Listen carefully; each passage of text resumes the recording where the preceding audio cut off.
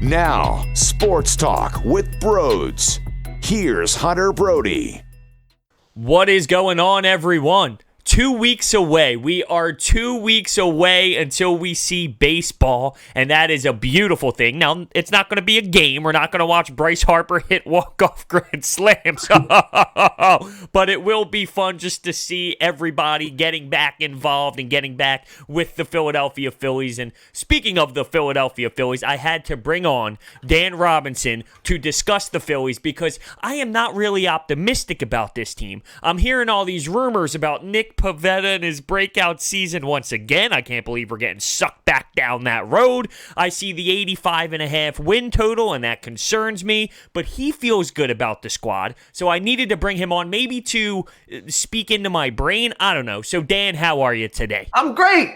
I'm doing fantastic. Why? I'm the optimist. It's just what I do. This is the thing, especially with the Pivetta's the head of the snake here. There is so much untapped potential in this team. It's just reality. Like, Nick Pivetta has better stuff than he has pitched. I'm kind of off the wagon at this point.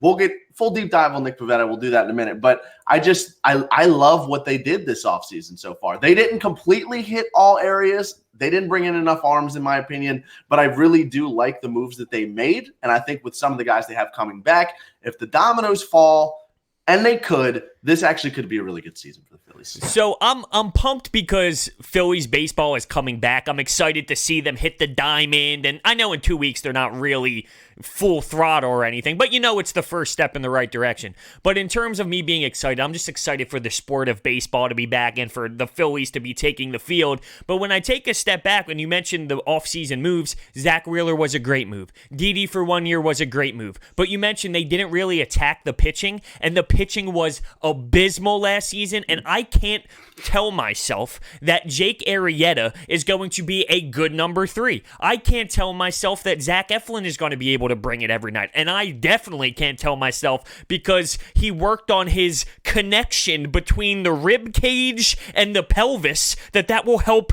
Nick Pivetta's delivery in this upcoming season. I just can't do it. They're all good claims. I hear you. I agree with you on this part. And there were so many high upside, low risk 1 year deals that went out there in the offseason. It was a little bit, even just yesterday, the Jeremy Jeffress contract. Why is that not a guy that we could throw $800,000 at who's pitched at an all-star level before and he still throws really hard? Why not make that type of move? There's a couple of those moves where they did make or they didn't make that they could have made. I agree with you entirely. The only, other than Zach Wheeler, the only other thing they did to the pitching staff was the pitching coach. Brian Price is the only other real addition they made.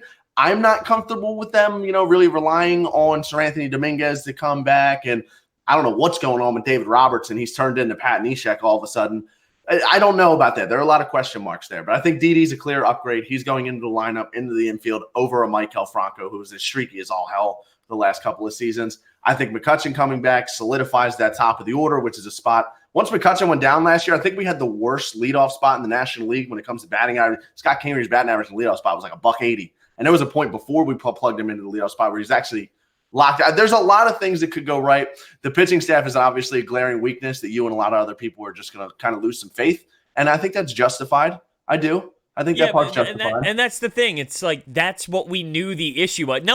I don't think anyone's complaining with McCutchen and Didi and Gene Segura. I mean, maybe people are screaming about Gene Segura. I would have liked to move him, but I still don't think it hurts you to have a 300 hitter on your baseball field, no matter if he doesn't run out a ground ball here and there. That doesn't bother me. If he's going to give you 2 to 3 hits a night, I'm totally okay with Gene Segura staying here. The hitting in the lineup is not the issue. Oh, it's going to be fun. They're going to score runs, my man. They're going to score runs. And speaking of the lineup, Rhys Hoskins is a conversation. But look, there's so much to dive into, and that's the beauty of where we are right now. Let's start with this. The win total was set for the Phillies at 85.5 wins. That is 4th in the NL East. Now, this division is going to be a battle. You can look at the Braves, the Nationals, the Mets, and the Phillies, and they're going to beat up on each other all season long. So it's not as if whoever wins the division is going to have 100 wins or anything like that. But 85.5 scares the hell out of me because whether you like it or not, if you take away the fan side of this and you look at how they come up with these numbers, there's a reason why they're coming up with this number, and they're normally in the right area when they do this. There are times where they're completely wrong, but Vegas normally does win. So I think the Phillies are going to be in this area. That concerns me if they believe. But here's the counter argument. You look around the division, the Mets are pretty much in the same area. Now the Braves have more wins in terms of what Vegas thinks is going to happen, but there's not a huge separation is my point, if you wanted to be the devil's advocate. That's why I feel a little bit optimistic. You're 100% right. And right now on paper, they are the fourth best team in the division. They need several guys to step up from last year, especially in that pitching staff. But I don't think they're as far away from the rest of the division as everyone said. Like you said, the winner of this division, we might have one team that goes over 90 wins, and that really could be any of the four if things fall a certain way. You don't know. I think the Mets may have the best bullpen in baseball. I like what they did with their bullpen on top of the guys they already had. The Nationals have more question marks than people want to admit going into this season. The Braves lost a big bat in Josh Donaldson. Now, they saved themselves a little bit with Marcell Ozuna, but the point is really this division, as you know, solid as these teams are, they're not that far away. A couple things could go right and they could win this division. I think that part not really being shocking is why I'm optimistic about it. Because it's not like they're playing against the Dodgers here. That is very fair. I'm not going to. Well, here's the thing. I know what's going to happen. If they do play good baseball in March, April, May, I'm going to get all excited. But in the back of my mind, I know that August run is coming, that July run is coming where they have the potential to fall off. But then you can mention Joe Girardi. And Joe Girardi is not Gabe Kapler. And Joe Girardi did bring a team that stunk in this league and put them on a nice little run. So he is capable of keeping that clubhouse in a different mindset compared to Gabe Kapler. I am so happy that I never need to see that man's face again after the game, and to hear Ricky Bo freak out about something Gabe Kapler said, or it's amazing to hear the post-game interview, and then they cut back the Phillies post-game live to hear Ricky Bo just shake his head or roll his eyes because he's saying crap that's coming out of his mouth. I'm so pumped to never look at that guy again. Ricky Bo's post is the best. We could do a Gabe Kapler podcast sometime soon. I'd have a blast. I'll sit here ripping skin off of my chicken nuggets while we break that all down. Unbelievable. But no, for Joe Girardi is something that's helping me stay a little optimistic because I feel like I forget about it, and what do managers really, how much can they really change? Not an obnoxious amount, but they do hold value, and I keep forgetting when I think about how there's holes in this team, what a difference a Girardi can be compared to a Gabe Kapler. Yeah, no, 100%. And even that with Brian Price. I mean, this is a guy who's won awards in this league. This is a solidified pitching coach. The pitching change or the coaching changes are the biggest upgrades that they made this offseason. But the reason that you still have that feeling in the bed, the reason you're kind of putting it off in your mind and it's not something that you go to is because a lot of the guys that were looking to have better seasons next year, they didn't just disappoint last year. Nick Pivetta and Vince Velasquez, they've been disappointing for 2-3 years now. The potential's been there, not just for one season, but for multiple seasons. And I understand why fans are a little bit frustrated and they're kind of over it at this point. And the project to a lot of people is done. Apparently not to Matt Klentak. We'll see how it plays out. But I do think that this coaching staff has a better opportunity to get the top potential out of these guys versus, the Gabe Kapler crew that was in here before. I hope so. And with Nick Pivetta, we've been saying it for years. The stuff is there. The stuff is there. Now, why can't he actually put it together? I thought this quote was very interesting that he stated, and it says, "Look, I've done everything in my capability to get better this offseason. I'm either going to be good enough or I'm not going to be good enough." So he's straight up coming out saying, listen, I did everything I possibly could this summer. If I fail, then I just can't make it in this league. That's how I interpret it. That's how you've been interpreting Nick Pivetta for 2 years. But you're not wrong, though. We're not wrong. We've seen this guy go out there with some of the best spin rates and K rates in baseball. But for some reason, when he gets ahead 0-2, he just can't put people away, especially left-handed hitters. The stuff has been there. I still think his biggest problem is not having a changeup that he can go to, especially against lefties. His only real, the speed discrepancy between pitches when he's pumping 97, 98, the only other pitch he really can go to is that curveball, and that's not really going to work in this league. Will we see a third pitch? I don't know. They convinced me last year that he was going to be throwing a third pitch, and then he never threw it. So I'm not going to put my eggs in that basket. But We'll see. I hate that we're doing this again. I really do. I think we made this podcast last offseason. We did this last year.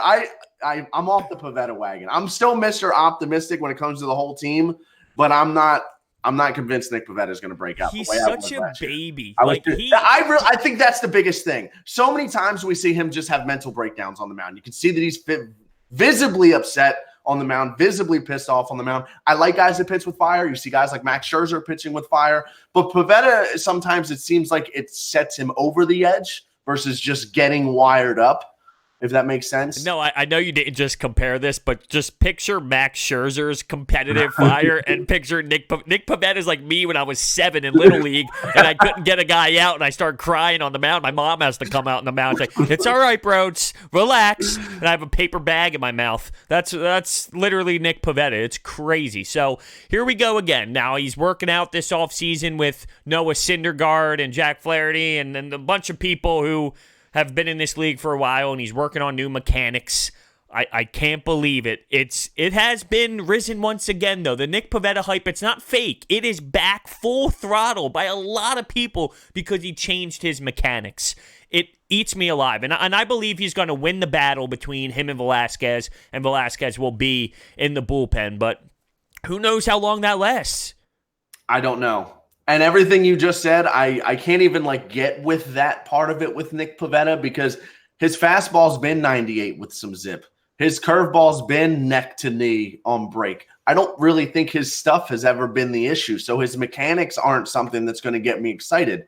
His location, particularly when he's ahead of hitters, has been his problem for me. I just feel like he lets guys get away. He lets guys get off the hook. And that's more mental than anything else, in my opinion. Yeah, and that's his biggest flaw is the mental side of the game. So let's move forward here to Rhys Hoskins, and he's going to be a big-time part of this team because last year he struggled at the end, and it was bad. And I actually read an article on The Athletic, which was fantastic, and it broke down what happened and how he's approaching it this offseason. And he even stated he's never been in a funk like that in his life. And he was watching film, and all offseason long, he dedicated himself to making sure that did not happen again. And I thought it was so interesting that he brought up, he knew when things were going to happen, but when you're playing baseball, what do you think the other team is doing or the pitcher is doing in this circumstance? They're going to make you do something that you're not good at doing, right? So he was thinking, should he stand or stay true to what he knows he's really good at, or should he change to what the pitcher is going to be doing, knowing that's one of his weaknesses? And that's where he was just so messed up mentally at the plate, and he was trying to switch so many different things, and then he got lost, and that's how it all started. But we really need Rhys Hoskins to have a good season this year, or this team's going to be in trouble. Yeah, he's got to flip that switch again. And like you just said, you could see it when he was in the batter's box last year. Everyone talks about the high OBP, the amount of walks that he takes. Last year, especially in the second half, he was patient to a fault. And a lot of that, I think, came down to him guessing sometimes and not being his best self mentally, taking 2-0 pitches right down the middle, taking 3-1 pitches right down the middle because he's being a little bit too patient, not very unsure of himself. We need that 20 homer and one half of baseball Rhys Hoskins back. We've seen it. He's only 25, 26 years old. I think he can flip that switch. I think the lineup being all together going into the season, everyone being healthy, I expect Rhys to have a good bounce back season. He's probably the main person offensively I really feel like we're going to have a good season next year, and he's going to be the guy in the middle of the lineup that is much better than he was last year. That's going to make a difference. If you could get a legit starting pitcher, No. would you trade Rhys? You wouldn't trade him? No. At first, I said no instantly like you, and then I started opening up to it more and more because I realized that as much as we say offense wins these games, and this is 2020, what happened last year in the playoffs? Pitching dominates, and right now with Nola and Wheeler, and I love Wheeler, I love the Wheeler signing, but we need to be true. There are some issues when it comes to staying healthy. When you look at the rotation, it's not even close to competing, so If it was the right deal, I wouldn't just throw him away for anything. It would have to be something legitimate. But, at this point, it seems pretty obvious that they're not going to do it. But one thing you did mention was him taking the pitches. And he did state in this article that he would still take pitches because that's one of his strong parts of the game. He is good at Correct. making pitchers work and whatnot. But he was watching the playoffs, and he would see these hitters take pitches down the middle, and he would cringe and say, how do you do that? And then he realized he was doing that as well. And I just think this summer or winter, I always say summer because that's normally like off seasons for people, but the winter for him would be really big for him to get back on track now. It seems like he's in a good mental spot now, but guess what? Once it starts hitting June and July and he starts getting in a little bit of a funk in a 4-game window, things can change real quickly. But it seems like now he's worked on a lot of footwork things and where he's going to approach the plate from. So we'll see. Flip the switch. What the beautiful part about batting behind a guy like Bryce Harper is you're going to get put in situations where you're going to get hittable pitches. How many times last year was Bryce Harper on first base after a walk and Hoskins stares at a 2-0 fastball? That's that same pitch that he was cringing at that he then realized that he was doing it himself. I love patient Rhys. We need patient Rhys. We need Rhys getting on base, working counts. Situationally, though, when we have runners on, if Bryce just had a long at-bat and took a walk, you're getting meatballs in these situations. Situationally, sometimes you just got to go up there and be full savage, know that you're getting that fastball if he runs 2-0, and there's no other thought. There's no other way to think in that situation when you're the guy that's in the middle of this lineup that's supposed to hit 40 home runs. Because he can hit 40 home runs. Oh, I agree. Don't you think last year at times they valued walks way too much? Yes. Way too much. Like Rhys Hoskins should never be leading the team and walk. Like you're supposed to be crushing home runs and getting guys in and knocking runs in. Like I just felt like, Rhys, Gabe Kapler would be so satisfied that Rhys would have 6 walks in 2 games. Like, dude, like you had opportunities to knock in runs. That's what you're supposed to do in that cleanup spot. I'm not saying walks are bad, but at some points, like you said, you got to be aggressive. Balance. You have to have a balance. Definitely. There needs to be a balance. There needs to be. Stay patient. Stay true to what we're doing. I agree with the people that say, and it's true. Just sometimes you got to pull the trigger. You got to pull the trigger more often than we did last season. More balance. That's all I'm saying. No, I agree with you. Now, this ties into the whole DH in the NL conversation, but before we do that, you mentioned the lineup. If you had to spitball a lineup off the top of your head right now, what do you think it would be? What's the best fit right now? Now, here's what concerns me, and not really concerns me, but, I'm not a big Adam Hazley should be a starter guy. You need something better than that, but Roman Quinn still being in the mix, and hearing Joe Girardi talking about Roman Quinn and how much potential he has, he's going to get hurt in March. Like, these are the things that eat me alive deep down because you're throwing out the same stuff. Now, I like Adam Hazley, but I wish Adam Hazley was in Roman Quinn's position where when you want that off day for an outfielder, he can go play because he is a great defender. But if you're a legit team, I think you need an upgrade over Hazley. I like Adam Hazley. In our situation, he's going to be batting 8th and playing very good defense in center field. I'll take that. My lineup. Yeah, but you remember Mike Franco as the 8th hole well, hitter last year, don't ever disrespect Adam Hazley like that again. Don't ever disrespect Adam Hazley like that again. We got McCutchen, Segura, Harper, Hoskins, Romuto, Didi, Kingery, Hazley. That's our lineup. Right? Where's Bohm? Oh, he's not going to be on the team on opening day. This is not going to happen. I wish. Yeah. We're not going to see him until the second half, most likely. If not all season, I would love to see him, but he's most likely going to get like Chris Bryant type treatment. If we're being real. Chris Bryant, interesting you bring that up because he lost the grievance. Go get him.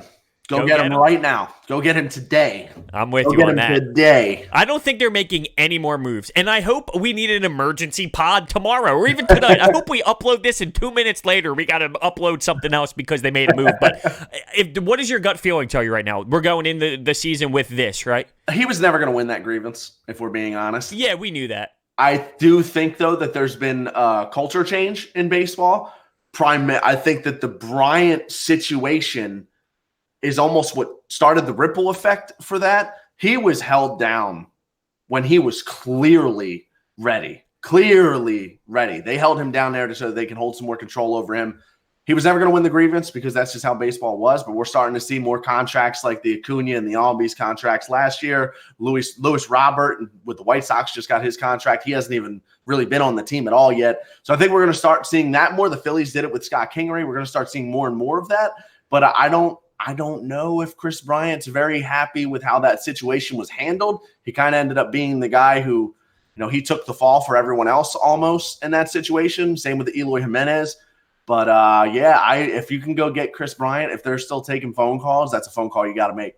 You got to make it. No, I definitely agree with you. You got to make it. I just don't think at this point the Phillies are committed to make any more moves. There's no way. They're not even in the top 8 for Nolan Arenado. Why would they be calling Chicago for Chris Bryant? I don't think that they're calling as much as, maybe some of these reports are saying or have talked to them in the past. If the Phillies aren't even interested in Nolan Arenado, it doesn't make sense to me that they would be interested in Chris Bryant. But I think that they should be interested in both, like high priority type of interest in both.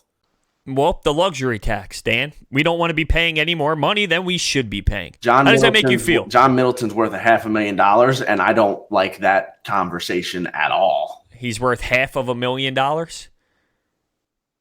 That's cheap. Half a billion. Okay. I'm so frustrated I can't even speak. It cost me $20 to park and $12 for a beer. You're telling me you don't want to pay a fee? You don't want to pay a fee? I buy my ticket and pay a fee to park. Yeah, and the way he presents it, and listen, I don't think he's an owner that he's just talking crap out of his mouth, even though, like, I do believe he's so passionate about winning, and I do believe that he really wants to win, but at times when he talks about going out and spending money, how can something so little like a luxury tax, and the smallest form of luxury tax, really keep you from making a decision like an Arenado or a Chris Bryant? That's where the fraudness comes in. Like, I believe deep down he really is a competitor and wants to win and wants to compete, but it's somewhat flawed when you won't go over the luxury tax just a tad to make your roster better. Yeah, I completely agree.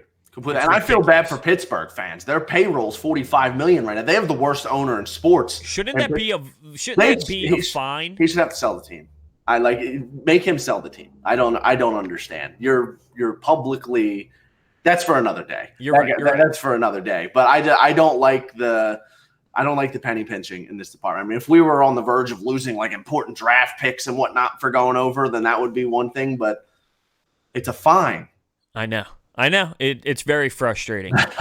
Now, the NL has this discussion about going to the DH. Originally, I was like, no, this is dumb. I like the old school baseball. I like the strategic part of it. I don't like seeing Gabe Kapler walking up the steps and pointing to the bullpen and making the decisions and whatnot. And hey, your pitcher's at 85 pitches. It's the 7th, 6th inning, but you need to make it. Whatever the case may be, I like the strategic part of it. But I think it is time to start making it happen where the pitcher is not up there swinging, because even though it's exciting to see Bartolo Colon hit a dinger, right, like things of that nature, and it's not as if the stats fly out there with these DHs. They're not killing it every single time either. But at the end of the day, I think it is time to start developing and being a DH type of league. Yeah, if you would have asked me this question 2 years ago, I would have told you no. But like I think I'm on board. I think I'm on board. It just, when you really break down the stats and how often we actually do get sacrifice bunts. Bartolo Colon hit 1 home run. He played for 20 years. It doesn't happen that much. I understand it's exciting. It does not happen nearly as much as people say it does. And I don't think it kills the strategy either. It just changes it. There will still be strategy involved with pitching changes. It's just going to be a different type of strategy. And the American League's not less strategical. If anything, they take advantage of their best pitchers more than we do, because they're not taking guys out of the game despite them pitching well because of where they're at in the lineup. I mean, I don't know if I necessarily agree with you on that. I would prefer a guy going out there, and we don't have to worry about where he's hitting in the lineup. He's pitching for us today. He's our pitcher. We're going to keep him out there until it's time to take him out. We're not going to take him out at 85 when he still could maybe finish this inning, but he's due up 9th anyway. I don't like that part of the game. I'm with you. And someone like Rhys Hoskins, who, listen, he's not a great defender. Would that not be a perfect spot for him? I don't know. I mean, is he going to play the field if that ends up happening? I believe it's 2021, so not this season. The season after is when they're trying to actually put it into play. And I think it's farther along than we think. Yeah, I think agree. The Reds signing Nick Castellanos, despite already having 3 good outfielders, is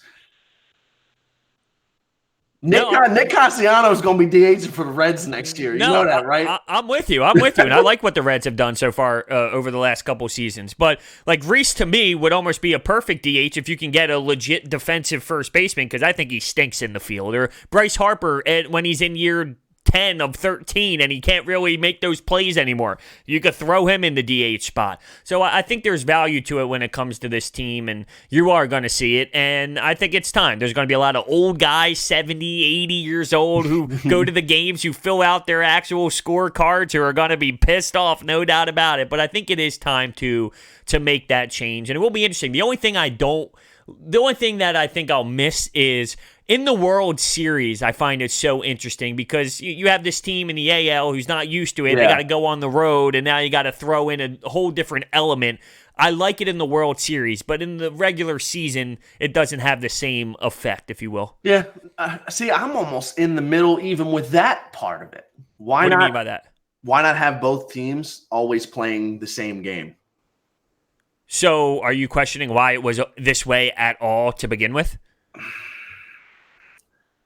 It is weird. Think about it. It's not like in hockey or in football, the AFC does something different than the NFC. You know what I mean? They don't kick off from different markers, or it's not 15 yards for a first down here, but 10 yards for a first down over here. It's probably the most unique thing in sports is that Major League Baseball split into two totally separate leagues.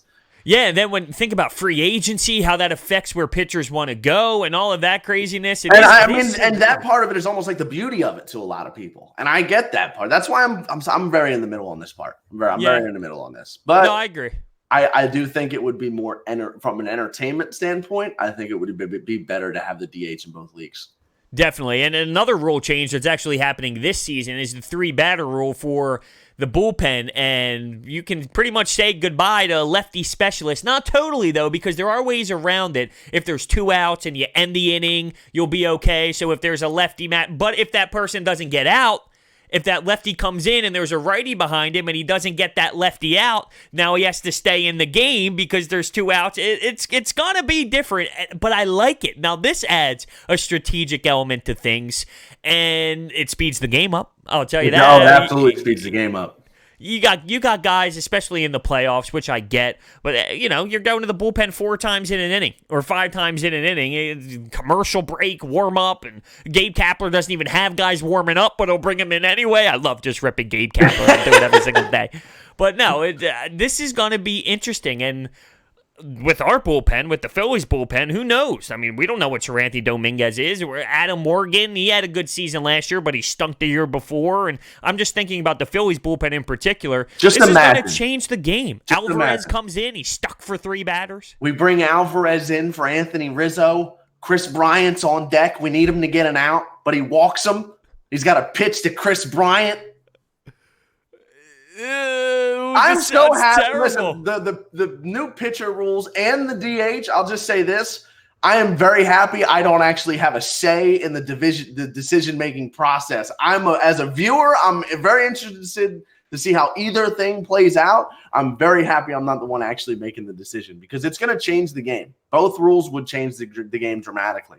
But isn't that what sports is nowadays? Yeah. Like to say it has to be how it was, that's silly because everything in this world at some point ends up becoming better than it was or changes or, you know what, it might not be better than it was, but there's change in everything in the world. So to think that baseball needs to stay like it was in the 1700s, it's like, no, it doesn't. This is a totally different era and there's so much different things going on. And hey, there shouldn't be replay in the dugout where you can bang on trash cans and get buzzed on your shoulder when it's a fastball or a changeup. That shouldn't be a thing.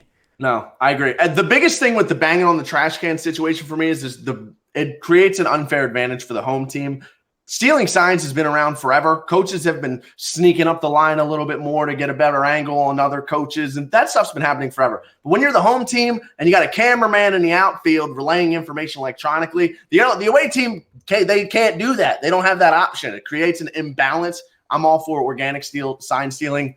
The way the Astros were doing it is just it goes way over the line. There's levels to this now. I'm really pumped about this. But you know what? You say everything changes. Everything in sports changes. Baseball changes. You know what else is going to change? Nick Pivetta is going to come out this season a dog, and he's going to win the Cy Young Award, 200 strikeouts. Things change, bros. No, Things change. you did not just do that to me. You did not just do that to me. This is going to be a nightmare. It really is. I'm going to have Roman Quinn, the inning before Nick Pivetta comes out, get injured on the first play of the season. Somehow he's in the lineup the first play of the season. Then Nick Pavetta's going to come out, and he's going to strike out the first batter. We're going to get all pumped up, right? And then he's going to walk 4, and that even walks in a run. Then he's going to start crying, and then Joe Girardi's going to have to come out, and he's going to have to pet him and be like, it's okay, Nick. It's all right, Nick. Don't worry about it. You'll be okay. He'll start kicking and screaming. Joe would never. It's a different era. It's a different era of athletes. You got to manage differently. Man. Oh, man. I know. Ridiculous. But you mentioned Ozuna, and real quickly, I wanted to touch on that. He had a bad season last year. Mm-hmm. I think it helps the Braves because they needed help out there. It definitely helps them. I don't know if it's that crazy of a move, though. How do you rate this move from a Braves perspective? Losing Donaldson is a way bigger loss than gaining him. Well, that's the only reason they did it. They went out and they got Marcel because they needed another righty in that lineup who has legitimate pop, because Acuna is going to be a guy that's going to be up at the top of the order. They don't want to slide him back. But he didn't have legit pop last year, right? Yeah. But he was – you could argue that he was the best available at that time, because the Donaldson contract took a little bit longer than a lot of people thought. We thought he was going to be one of the first guys off the board. Turned out he ended up being a 34-year-old, probably got one of the best contracts. Did he get 4 years? 4 years at 34 years old is a big deal, and I know he's in great shape, but a lot of teams just aren't willing to do that. And I think the Braves waited to see if he was going to come down from that mark, but he eventually got it from someone else. And they had to go out. They had to go get someone. Marcell Ozuna, I wouldn't be shocked if he goes back to 2 years ago and hits 35 bombs. They're hoping that he does that, but even if he does, I don't think it's going to be as effective as Donaldson bounced back and had an amazing season for them last year. That's a massive loss for them. Ozuna's going to fill that hole a little bit in the lineup. I don't think he'll fill it to the same extent, but it was a good move for them. It was a good move for them to go out and get him. It definitely doesn't hurt. It's a low risk, high reward type thing, right? It's not as if they broke the bank on this guy and he needs to produce for them to be anything successful. They did lose Donaldson, so he does have shoes to fill to an extent. But even if he doesn't, if he produces like he did last year, which isn't great, in that type of lineup, I still think that they're okay, right? It's not as if they're going to fall apart because Ozuna didn't step up and have a monster season. Yeah. But that Braves team, man, from a Phillies fan's perspective, I hate it. From a baseball fan's perspective, how much fun are they? They're unreal. I know. They're unreal. Ronald Acuna is one of the most fun players I've watched in the last decade. Freddie Freeman is he's a top 5 hitter of his generation, I think. The way his approach at the plate, how consistently he makes hard contact, he's unbelievable. Some of his batting practice videos are nuts. And the scariest thing, I hate to say it, like you said, as us being Phillies fans, it sucks. They're going to continue to get better in-house. They have no doubt. legitimate prospects coming up. Ian Anderson is going to be a horse. And that's the one thing that they've missed. A lot of people wanted to go get Cole Hamels, or Will Smith's a great addition to the bullpen, but they're kind of missing that top-of-the-end guy for their rotation.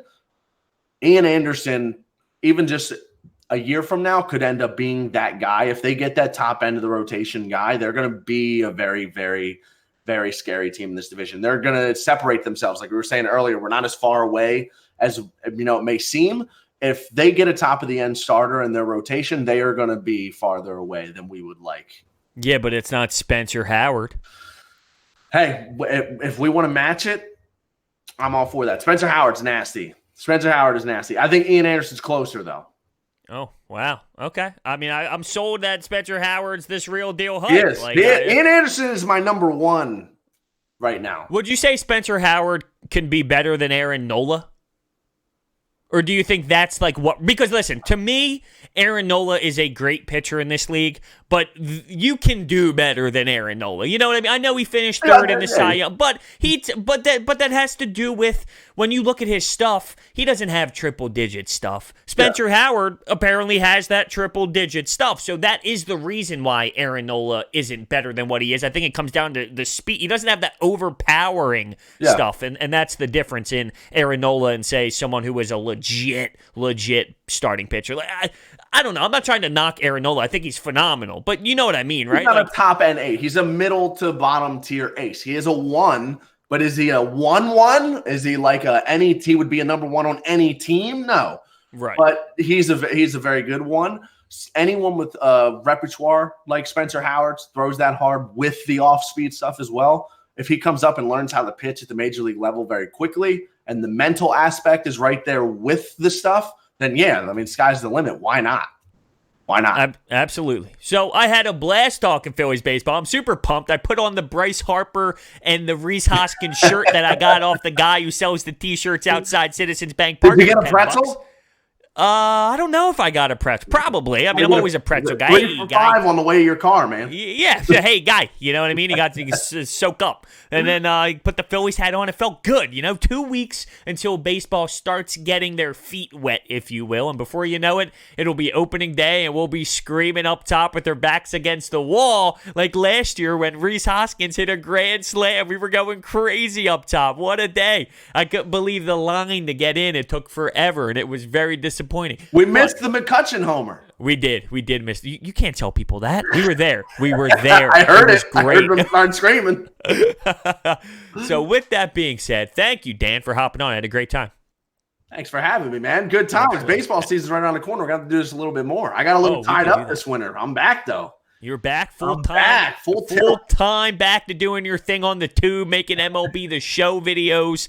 Love watching them every day. You stink. I'm better than you at everything, specifically video games. Wow. Thank you so much for watching. Hit that thumbs up button and subscribe, and I will see you next time.